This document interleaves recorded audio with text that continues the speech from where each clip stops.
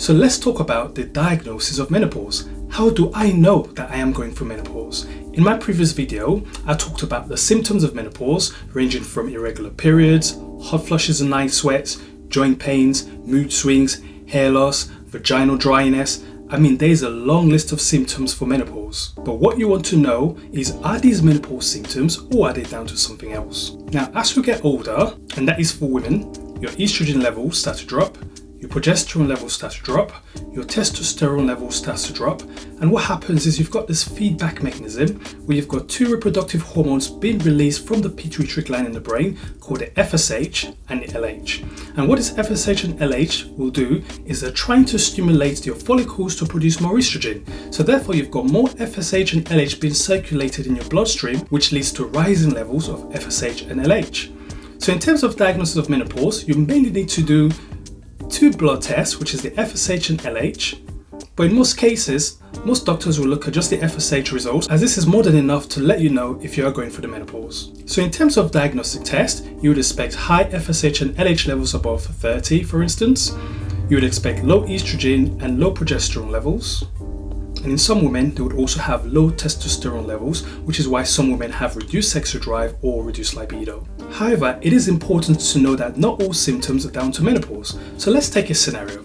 You've got a 25-year-old lady who's previously had a history of normal periods, i.e. every 28 days or every 21 to 35 days, and recently she has started having irregular periods where she might have periods for 2 months, 3 months, or she's not had a period for 6 months. And what she wants to know is, am I going through the menopause?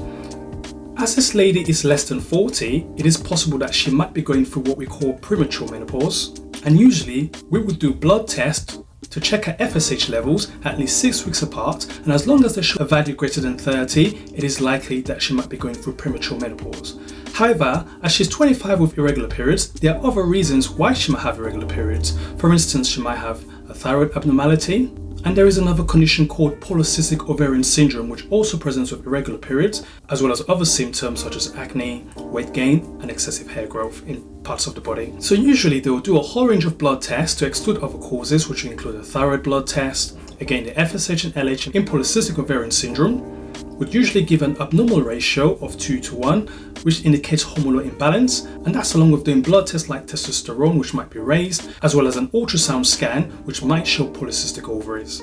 Or another scenario where you might have a 42-year-old lady with hot flushes, night sweats, palpitations, fatigue. It is possible that, again, she might be going through the perimenopause as she's still having periods.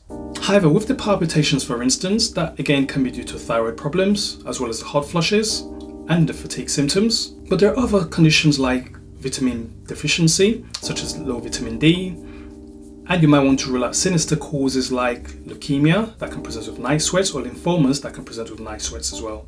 As I mentioned, in most women, menopause symptoms start around the age of 46.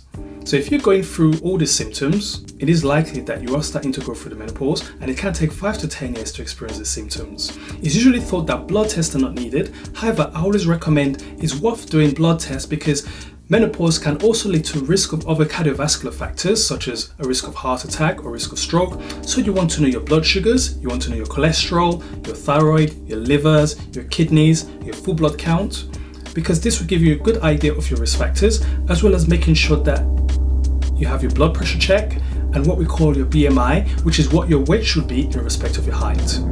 So in most cases, diagnosis of menopause is sufficient on symptoms alone. However, if you're below the age of 40, I would strongly recommend to have blood tests to confirm that this is indeed menopause, or to rule out any other underlying conditions.